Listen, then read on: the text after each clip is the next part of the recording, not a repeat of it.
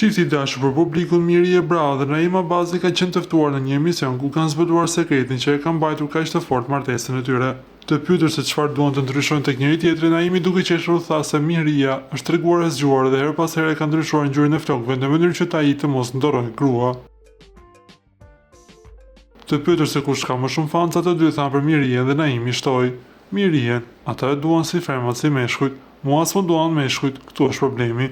Mendoj se dashuria e sinqert, aq e bukur, duke u shqyrë dhe duke u hitur, nuk është shuar dhe nuk është tharë asnjëherë. Kështu që sa kanë kaluar vitet dhe vazhdon të kalojnë, dashuria jonë veç rritet, lejteroi Miria.